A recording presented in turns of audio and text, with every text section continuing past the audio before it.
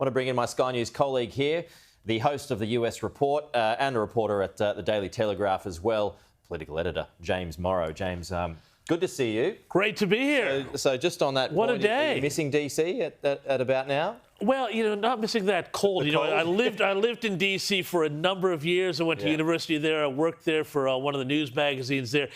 That is cold. That is genuinely cold. Now, I think they could have had a lovely parade, but I suspect it was probably more security concerns than anything else that had them decide to move that ceremony indoors.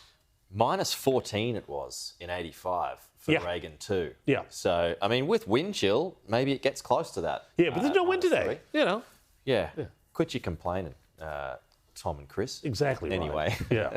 Let's get on to more serious matters of the day. We'll get to Trump's speech later, but first I want to get your thoughts on this final act from President Biden, which is to issue all these pardons. Fauci, Milley, J6, family members. I mean, he's throwing them everywhere.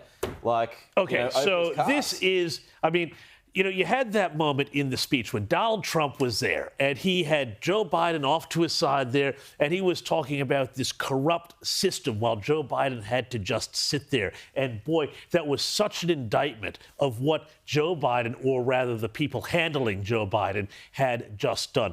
These pardons are like nothing else I've ever seen. 4 years ago, Joe Biden said that that there would be no preemptive pardons for anybody in his family or in his administration or anything like that. For years, Democrats have said that if you accept a pardon, that means you're guilty. And they were saying that in reference to the J6 people who are going to be pardoned possibly at the Capital One Arena just in a few moments' time. But what this is here, this is not just an admission, I think, that there is real stuff to be covered here, whether it is with Fauci and, his use of Chinese labs to subvert gain-of-function research restrictions in the United States, going back to 2014, whether it is about influence corruption and buying of influence by other members of the Biden family, and we know that's been detailed by people like Miranda Devine in her books, our colleague at the New York Post, or, people on the J6 committee who there is evidence tampered with witness statements and things like that to try and create a more damning picture. The real damning thing, though, here's the real damning thing. It is also an admission by the Biden administration that the justice system can be and is weaponized. Because what they're saying there is that we have to protect you from the fact that you can use this justice system against your political enemies, because that is what the Biden administration has been doing for the past 4 years. It's corrupt and it stinks. Is that the same as impeachments? Because they're just thrown about these days as well. Impeachments are a different sort of matter because, but the point is, they're all being thrown about. No, but here's the thing, though. An impeachment can be thrown about. It's sort of like a no-confidence vote, I think, in Parliament. It is becoming sort of something that doesn't mean anything. Yeah. But the Justice Department, has the ability to ruin lives, to put people in prison, to destroy them. And, this is an admission that system is fundamentally flawed. The federal government has a prosecution and conviction rate well into the 90s. Stalin would have admired that. Is this exactly what the swamp that this Trump is completely was the talking about? swamp. This is exactly the swamp. For years they said, "Oh no, we're not going to pardon anybody. If you accept a preemptive pardon, that means you're guilty." All of this stuff.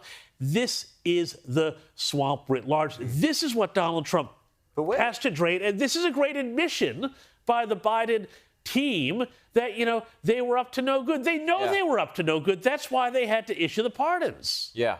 And where does this end? I mean, like I said, it's like Oprah and her free cars. You get a pardon, you get a pardon, you get a pardon. Well, exactly right. But, that's written into the Constitution. The president has the power to do that. Yeah. Now, the thing is here, some of the stuff that some of these people may have done may have violated state laws. State laws don't apply. There could be influence peddling charges against Biden, racketeering, things like that, against family members. We'll see. But, this, I think, where this ends here with Joe Biden's name going down in history as a failed and corrupt one-term president. Okay, so I was going to ask you then, because, Biden, and he's off to California. He's having some private time with Jill.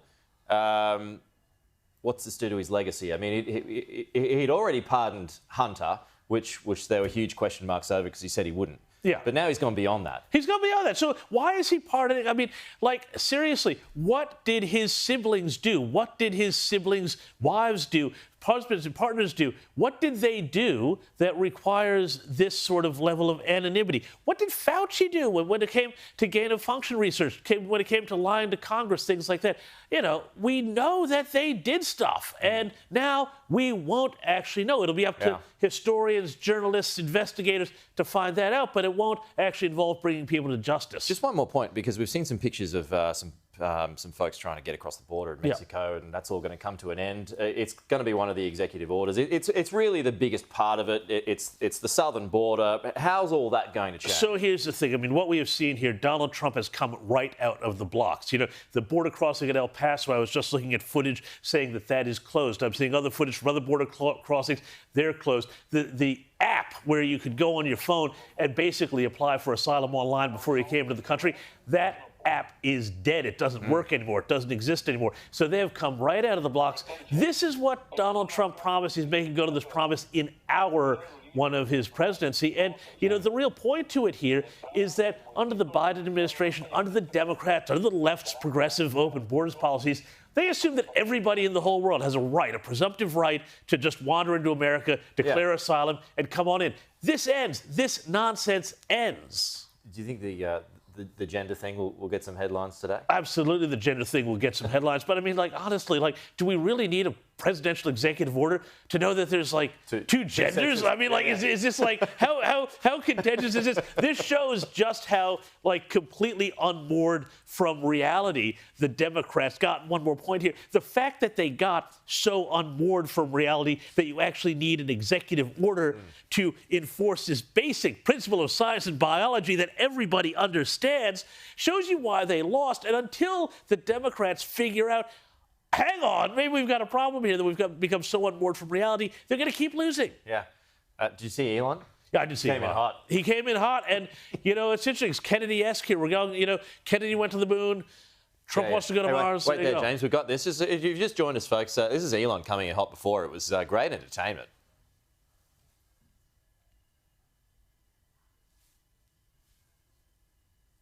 Maybe we don't. Maybe we don't. Maybe we don't.